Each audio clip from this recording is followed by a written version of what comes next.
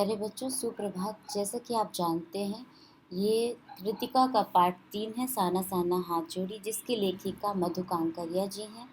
और यह एक यात्रा वृत्तांत है जिसके अंतर्गत उन्होंने सिक्किम की राजधानी गैंगटॉक का सुंदर वर्णन किया है। तो आइए पाठ प्रारंभ करते हैं। मैंने हैरान होकर देखा, आसमान जैसे उल्टा पड़ा था और सारे तारे बिखर कर नीचे टिमटिमा रहे थे। दूर ढलान लेती तराई पर सितारों के गुच्छे रोशनियों की एक झालर सी बना रहे थे। क्या था वह रात में जगमगाता गैंगटॉक शहर था।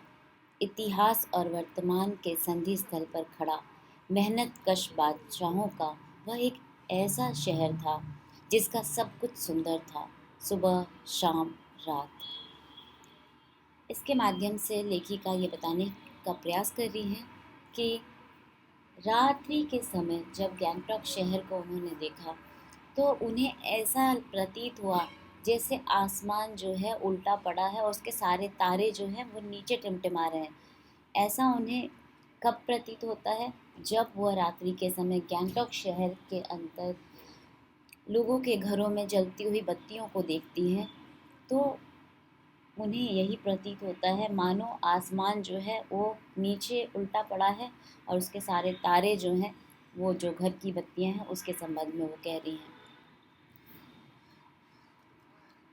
और यहाँ पर यह इसलिए कहा गया है कि वह इतिहास और वर्तमान के संधि स्थल पर खड़ा मेहनतकश बादशाहों का शहर है, क्योंकि उस शहर को, गैंगटॉक शहर को बनाने के लिए उसका जो रूप वर्तमान में हम देख रहे हैं वही रूप उसका भूतकाल में नहीं था, वही रूप उसका जो है पूर्वत नहीं था।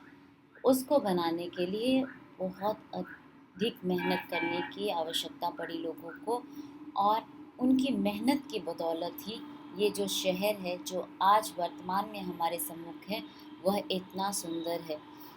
क्योंकि वो पहाड़ों पर स्थित है तो वहाँ पर रास्ता बनाने के लिए पहाड़ों की कटाई, ऊंचाई पर होने के कारण पहाड़ों को काट काट करके रास्ता बनाया गया और बहुत मेहनत के साथ उसकी खूबसूरती को निखारा गया। आगे लेखिका कहती हैं, और वह रहस्यमय सितारों भरी रात मुझ में सम्मोहन जगा रही थी।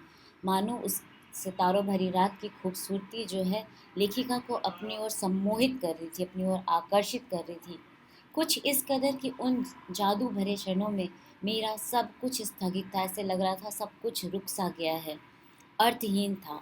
किसी और चीज़ का कोई अर्थ नहीं था उस समय उनके सम्मुख। मैं, मेरी चेतना, मेरा आसपास सब कुछ जो है वो एकदम रुक सा गया था, सब कुछ अर्थहीन था। मेरे भीतर बाहर सिर्फ शून्य था और थी अतीन्द्रियता में डूबी रोशनी की वह जादुई झालर।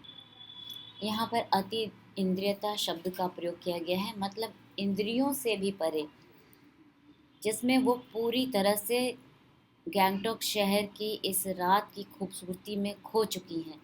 जादुई झालर किसे कहा है? वही जगमगाती बत्तियां जो है एक के बाद एक लड़ी के जैसे लगी हुई हैं, उसे ही वह जादुई झालर कहती हैं।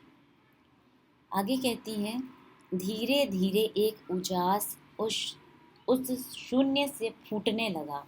एक प्रार्थना होठों को छूने लगी।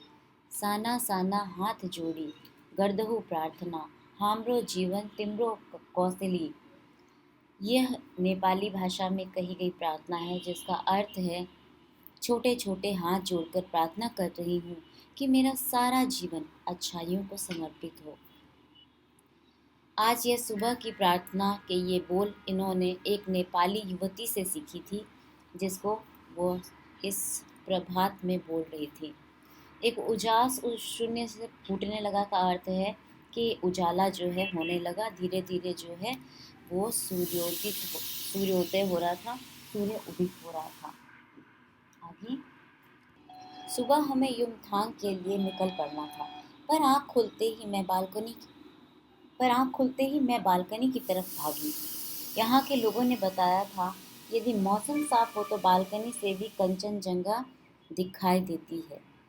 आप जानते हैं हिमालय की तीसरी सबसे बड़ी चोटी कंचनजंगा है और लेखिका जो थी वो बहुत उत्साहित थी इस कंचनजंगा को देखने के लिए, और उन्हें लगा कि यदि मौसम साफ रहेगा तो वो यहाँ अपनी बालकोनी से उसे देख सकती हैं। पर मौसम अच्छा होने के बावजूद आसमान हल्के हल्के बादलों से ढका था। आसमान जो है अभी भी बादलों से ढका हुआ था, और पिछले वर्ष की तरह ही इस बार भी बादलों के कपाट ठाकुर जी की कपाट की तरह बंद ही रहे। अर्थात जैसे ठाकुर जी के दर्शन के लिए वहाँ के कपाट, वहाँ के दरवाजे बंद रहते हैं, विशेष समय पर ही वो खुलते हैं, इसी तरह से इस वर्ष भी आकाश जो है वो हल्के हल्के बादलों से ढका हुआ था, और जिसके कारण लेखिका जो है वो कंचनजंगा नहीं देख पाई। कंचनजंगा न दिखनी थी न दिखी, पर सामने ही रकम रकम के रंग बिरंगे फूल, इतने सारे फूल दिखाई पड़े कि लगा फूलों के बाग में आ गई हूँ। इसमें समझाने जैसा कुछ नहीं है। वो कहती हैं कि फिर भी कंचनजंगा तो नहीं देख पाई वो, लेकिन उनके सामने रकम रकम के मतलब तरह तरह के रंग बिरंगे इतने अत्यधिक इतने सारे फूल दिखाई पड़े कि उन्हें ऐसा प्रतीत हुआ, ऐसा महसूस हुआ जैसे कि वो फूलों के बाग में ही आ गई हैं।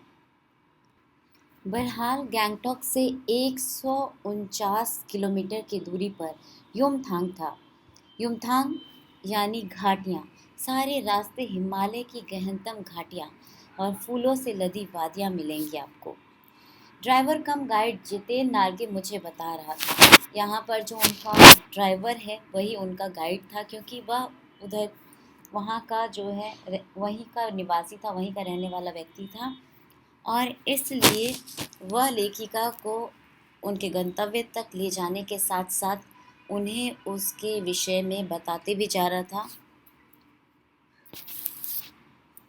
तो गैंगटॉक से 149 किलोमीटर की दूरी पर युमथांग था, जहाँ के लिए वो निकले थे।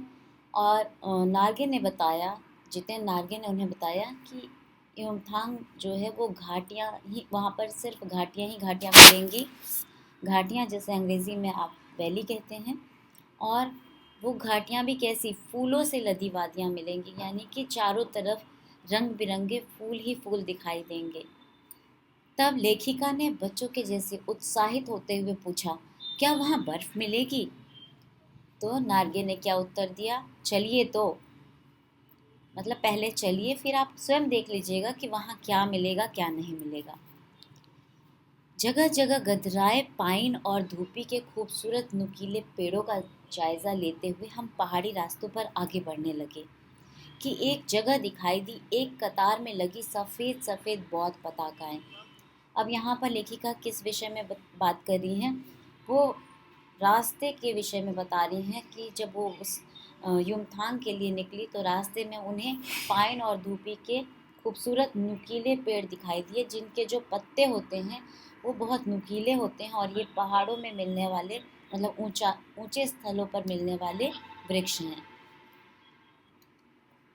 इसी क्रम में उन्होंने आगे क्या देखा, एक कतार में सफ़ेद सफ़ेद बौद्ध पताकाएं लगी हुई है। पताकाएं मतलब झंडे, छोटे छोटे झंडे, किसी ध्वज की तरह लहराती शांति और अहिंसा की प्रतीक ये पताकाएं, जिन पर मंत्र लिखे हुए थे।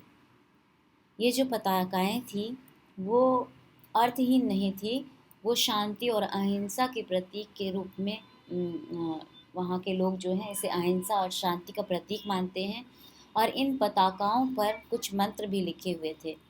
तब नार्गिन ने बताया कि यहाँ बुद्ध की बड़ी मान्यता है, लोग जो हैं वो बुद्ध को बहुत अधिक मानते हैं, उनका सम्मान करते हैं, और उनको उनका अनुसरण करने वाले लोग भी हैं, उनको फॉलो करने वाले लोग हैं। जब भी किसी बुद्धिस्ट की मृत्यु होती है, जो बुद्ध धर्म से संबंधित व्यक्ति होता है, अगर उसकी मृत्यु हो जाती है तो उसकी आत्मा की शांति के लिए शहर से दूर किसी भी पवित्र स्थान पर उस व्यक्ति के नाम पर 108 श्वेत पताकाएं, श्वेत मतलब सफ़ेद पताकाएं, झंडियाँ फहरा दी जाती हैं, वहाँ लगा दी जाती हैं। नहीं, इन्हें उतारा नहीं जाता है, ये धीरे धीरे अपने आप ही नष्ट हो जाती हैं। इन पताकाओं को लगाने के बाद उन्हें वहाँ से उतारते नहीं हैं, वो स्वयं ही नष्ट हो जाती हैं। नष्ट हो जाती हैं मतलब या तो क्या बोलते हैं, किसी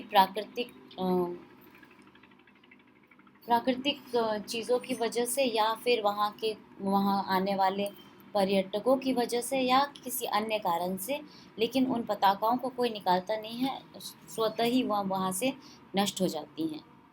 इन्हें कई बार किसी नए कार्य की शुरुआत में भी ये पताकाएं लगा दी जाती हैं, पर वे रंगीन होती हैं। पताकाएं लगाने का वहाँ लगाने की जो परंपरा है, वो किसी नए कार्य की शुरुआत के लिए भी वो करते हैं, लेकिन इन पताकाओं का जो रंग होता है वो अलग होता है। वो रंगीन लाल, हरा, पीला, नीला कुछ भी हो सकता है, सफ़ेद नहीं होगा। सफ़ेद जो है वो बुद्धिस्ट की मृत्यु के समय ही, उसकी मृत्यु के उपरांत ही लगाई जाती है। मैं आगे सारी सूचनाएं देता जा रहा था, बोलता जा रहा था, और मेरी नज़र उसकी जीप में लगी दलाई लामा की तस्वीर पर टिकी हुई थी। आप सब परिचित हैं दलाई लामा से।